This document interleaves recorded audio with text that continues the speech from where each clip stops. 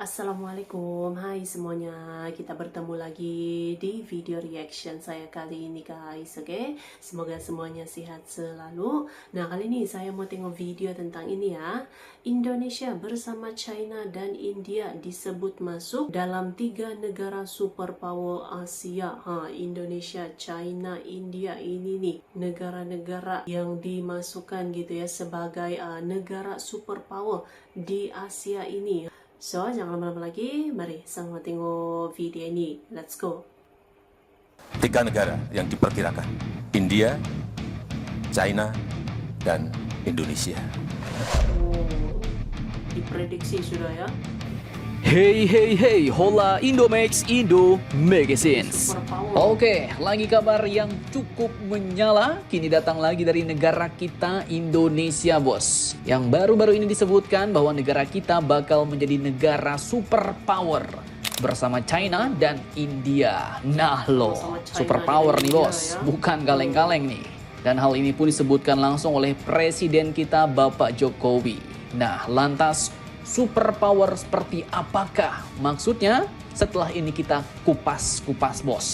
Dan nanti kabar kedua datang dari program-program pengadaan alutsista kita yang menurut seorang pengamat masih banyak yang belum selesai bos. Masih belum kelar, belum kontrak efektif. Bahkan katanya ada 25 biji program pengadaan alutsista yang belum kelar. Nah, apa sajakah itu?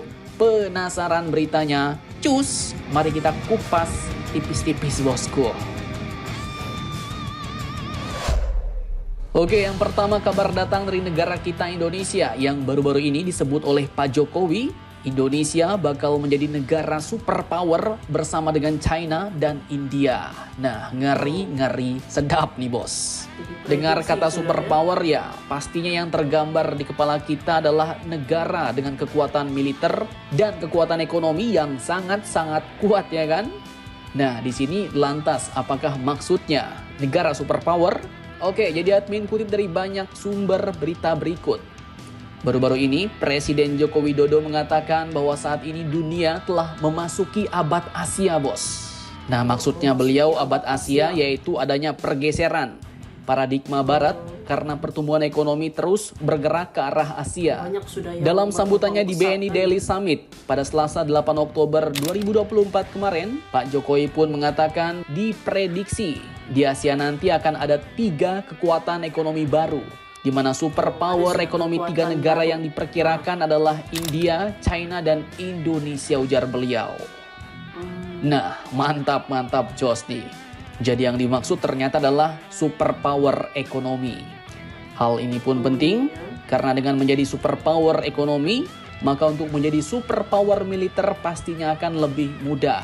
Ya, contoh saja India, China, 2 negara ini bahkan sudah punya nuklir, punya peluncuran roket sendiri, punya rudal-rudal balistik dan jet tempur buatan sendiri.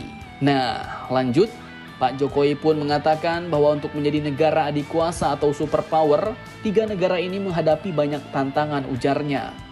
Beliau pun mencontohkan adanya perlambatan ekonomi global yang diperkirakan masih di angka 2,7 dan 2,8%. Dan beliau bahkan juga mewanti-wanti soal tensi geopolitik seperti invasi Rusia ke Ukraina dan pendudukan Israel di Palestina, di mana hal ini katanya mengakibatkan ketidakpastian ekonomi dan dunia makin tidak jelas. Mau ke arah mana bos? Apakah ke arah perang dunia 3 ataukah menuju kemajuan bersama? Ini semua masih tidak jelas, masih ambigu. Dan beliau pun akhirnya mengatakan bahwa patut kita syukuri Indonesia masih tumbuh di atas 5% growth-nya. Nah, lantas pertanyaannya, bagaimanakah target negara kita Indonesia untuk menjadi negara superpower ini? Bagaimanakah roadmap-nya? Oke, jadi disebutkan Indonesia kini memiliki modal besar bos, dengan pertumbuhan ekonomi yang tetap terjaga di atas 5%. Pada kuartal 2 2024, pertumbuhan ekonomi Indonesia mencapai 5,08%. Pak Jokowi katakan inflasi juga bisa kita kendalikan di angka 2-3%. Ini adalah modal yang sangat baik dan menjaga keyakinan tetap optimis dengan indeks keyakinan konsumen mencapai 102,4, ujar beliau. Lebih lanjut, ia juga mengungkapkan bahwa pendapatan per kapita Indonesia saat ini mencapai 5.060 US dollar dan dalam 5 tahun ke depan ditargetkan pendapatan per kapita kita mencapai lebih dari 7.000 US dollar, bos. Jadi akan terus Dan meningkat, lanjut, ya. target untuk 10 tahun ke depan adalah melampaui 9.000 US dollar. Dan jika semua ini bisa tercapai, maka dengan pertumbuhan ekonomi yang terus meningkat setiap tahunnya, beliau pun optimis Indonesia bisa segera mencapai status sebagai negara maju. Benar-benar negara maju maksudnya, bos. Dan di akhir pidatonya beliau katakan, 2 kebijakan yang harus digenjot untuk mendongkrak pertumbuhan ekonomi kita adalah digitalisasi dan hilirisasi, ujar beliau. Kemudian beliau juga menekankan bahwa optimisme itu sangat penting dalam menghadapi ketidakpastian global karena geopolitik. Nah, dengan ini mari kita dukung sekuat-kuatnya, bos, usaha dan program negara kita Indonesia ini untuk benar-benar menjadi negara superpower. Jadi kita dukung semua program pemerintah dan ya kalau bisa kalian jangan terbalik lah, bos. Malah asik-asik dengan isu pemecah belah seperti isu Fufu Fafa, kemudian sibuk nyinyir IKN patungnya kayak kelelawar, ikut-ikutan memanas-manaskan proyek-proyek pembangunan industri dan lain-lain. Ya, itu kalau bisa jangan deh ya. Orang mau maju meroket, kita malah jadi beban penghambatnya pula, bos. Kalau gitu ya cukup selekedep. 3 negara yang diperkirakan, India, China, dan Indonesia. Oke guys, itulah dia videonya ini. Jadi ini dia gitu kan. Memang sudah diprediksi gitu dengan perkembangan pesatnya.